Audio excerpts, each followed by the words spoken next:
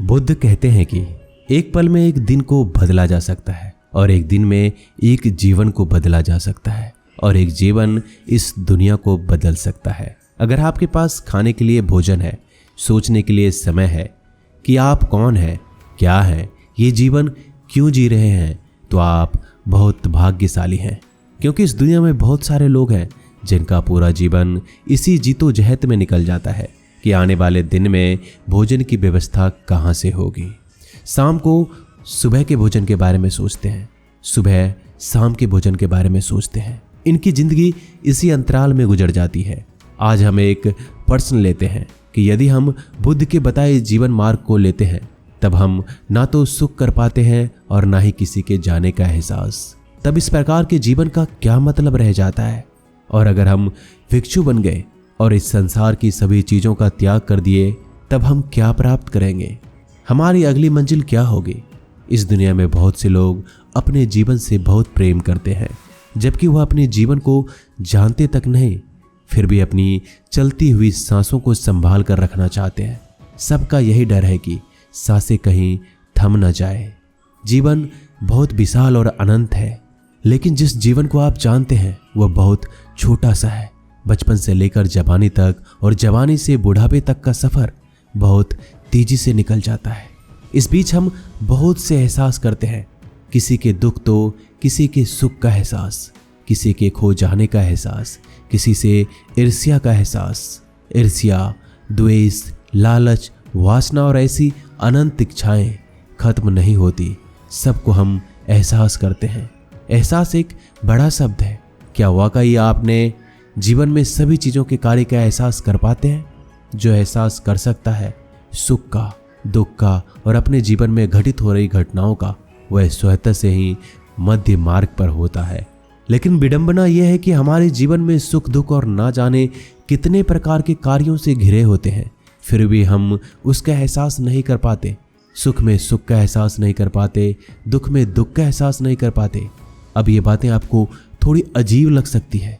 जब हमसे कोई दूर चला जाता है तो हम दुखी तो होते हैं, तो ये एहसास नहीं है तो और क्या? आप सुखी हैं, आपके पास सब कुछ है, तब आप क्या कर रहे हैं, क्या पहचान रहे हैं उस सुख का जो आपके चारों तरफ बिखरा पड़ा है? प्लानिंग कर रहे हैं फ्यूचर में मुझे ये करना है, वो करना है। उसके पास कुछ ऐसा है तो हमें वैसा चाहिए। जरा ध्यान दीजिए, अपने सुख के समय आप क्या करते हो? आप सब कुछ करते हो लेकिन सुख का एहसास नहीं करते। जैसे ही ये आपसे छिन जाता है, सुख चला जाता है, वैसे ही आपको यह आभास होता है कि कुछ चला गया है। आपको महसूस होता है कि सुख था जो चला गया, अब जो आया है वह दुख है। लेकिन क्या आपको दुख का एहसास होता है? नहीं। जिस प्रकार सुख का एहसास नहीं हुआ, उसी प्रकार दुख का एहसास भी नहीं होता। दुख पर केवल दुखी होते हैं, कोशिश करते हैं कि उस सुख को लाने की जो चला गया। एहसास आपको ज्ञान देकर जाता है, जबकि दुख आपको पीड़ा देकर जाता है।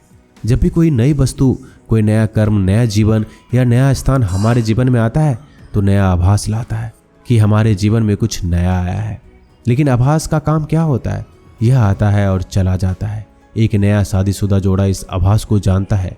पति को अपने पत्नी का आभास है, इसलिए वो उसे भली भांति जानता है, उसके कर्म को बड़े ध्यान से देखता है। पत्नी को उसके पति का आभास है, वह भली भांति जानती है, इसलिए उसके कर्म का आभास है जो धीरे से चला जाता है। तब पति पत्नी दोनों को एक दूसरे का आभास नहीं रहता है, रह जाती है तो केवल एक पकड़। पत्नी पति पर पकड़ रखना चाहती है, कहीं ये चला ना जाए। यह सब कहते हैं ना कि एक दूसरे से, लेकिन मन की गहराइयों में यही होता है और इसका तो इन्हें आभास भी नहीं होता। दोनों सोचते हैं कि वो सही है। बुद्ध का दिया मध्य मार्ग एक खास मार्ग है जो हमें आभास से एहसास तक जोड़ता है। एक व्यक्ति ईर्ष्या करता है और जिससे भी ईर्ष्या करता है उसका बुरा चाहने लगता है ताकि वह उस व्यक्ति से श्रेष्ठ हो जाए।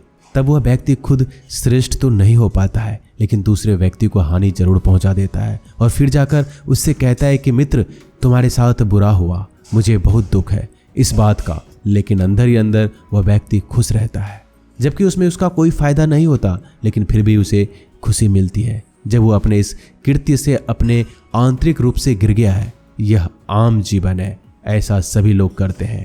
ऐसा जीवन जीने से आपको यदि खुशी मिलती है तो आप जी सकते हैं, आपको कोई नहीं रोकेगा।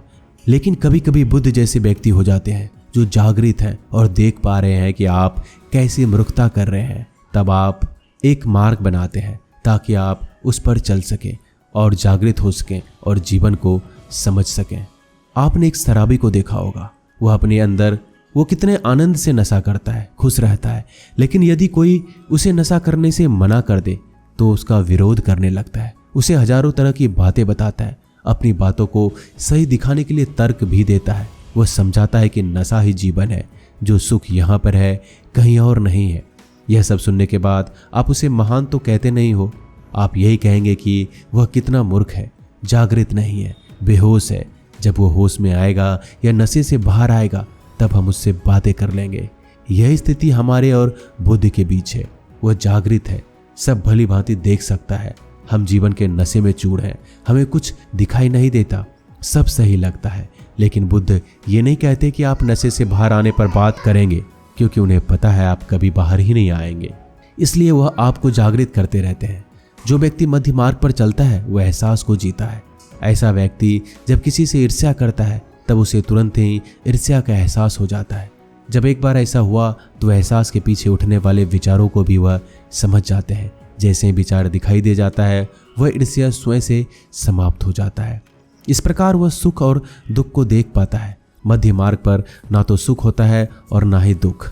मनुष्य जीवन में यदि कोई अच्छी घटना घट रही होती है तो वह कहते हैं कि सुख प्राप्त हो रहा है, दुखद घटना घट रही है तो उसे दुख प्राप्त हो रहा है।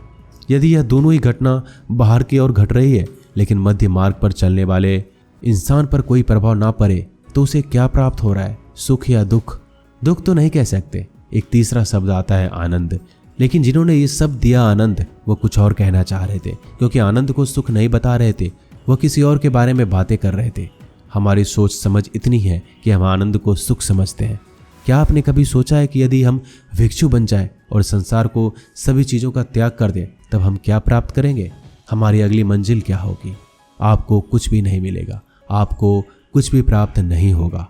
भिक्षु बन जाने से या संसार को त्याग देने से ज्ञान उत्पन्न नहीं होता, समझ उत्पन्न नहीं होती, बुद्धत्व प्राप्त नहीं होता। वर्तमान में ऐसे बहुत सारे लोग होते हैं जो अलग अलग तरीके से संसार को त्याग चुके हैं, फिर भी संसार के प्रति उनकी कामना में कोई कमी नहीं रहती। वह आज भी वैसे ही क्रोधित होते हैं जैसे कि संसार में होते थे। वह आज भी वैसे ही दुखी होते हैं जैसे संसार में थे। वह आज भी उतने अंधेरे में हैं जितना कि संसार में थे। केवल वस्त्र और जीवन के तरीके को बदलने से हम जागृत नहीं हो जाते। ये तो अंदर की प्यास है जो हमें लगता है हम कुछ गलत कर रहे हैं, कुछ तो है जो हम छोड़ रहे हैं। हम पारंपरिक जीवन में विश्वास नहीं कर पाते। संदेह का बीज हमारे भीतर होता है तो हम लोगों के लिए लड़ते हैं, लोगों की मदद करते हैं। मदद करने पर एक हसीन आनंद प्राप्त करते हैं। आपने देखा होगा कुछ लोग लोगों की सेवा में लगे रहते हैं, जानवरों की सेवा में लगे रहते हैं, बिना किसी लालच के प्रकृति के सेवा में लगे रहते हैं और उसके लिए वह जीवन का प्रवाह भी नहीं करते। अब हम सवाल खड़े करते हैं, कुछ इसका जवाब अंदर की तरफ, कुछ बाहर की तरफ खोजते हैं और कुछ अंतर की। लेकिन आवश्यक क्या है? आवश्यक है स्वयं से अपना मार्ग खोजना, उस मार्ग पर चलना, उस मार्ग को पूरा करना। बुद्ध कहते हैं अपने दीपक खुद भरो, उसकी रोशनी में आगे बढ़ो। जो अपना उत्तर बाहर की और खोज रहे हैं, जब वो ढूंढते ढूंढते थक जाएंगे, वह अपने स्वयं की अनुभव से अंतर की ओर मुड़ जाएंगे। जो अपना उत्तर अंतर में ढूंढ रहे हैं, जब वो ढूंढते ढूंढते थक जाएंगे तब वो शून्य में उतर जाएंगे। शून्य में महा उत्तर है और इसके लिए परिवार को छोड़ने की आवश्यकता नहीं है, ना भिक्षु बनने की आवश्यकता है, ना ही सन्यासी बनने की आवश्यकता है। यदि आपके अंतर में प्यार है तो आप पानी ढूंढ ही लेंगे। अगर हमें ये सब मिल भी गया तो हमारी अगली मंजिल क्या होगी? ये सवाल बेहद पेचीदा है, क्योंकि हर बात को कहकर हर बार समझाया जा सके ऐसा थोड़ा करना मुश्किल हो जाता है। जबकि शब्द और समझ सीमित हो, इस बात को समझाने के लिए ब्राह्मण, उत्पत्ति, समय, निर्माण, प्रकृति, कर्म, मनुष्य और उसके कर्म, कर्म का लेखा और उसके प्रभाव, और उससे उत्पन्न चक्र और उसके चक्र की समाप्ति, और मोक्ष। मोक्ष के बाद उस निर्माण को समझना होगा जो अभी संभव नहीं है।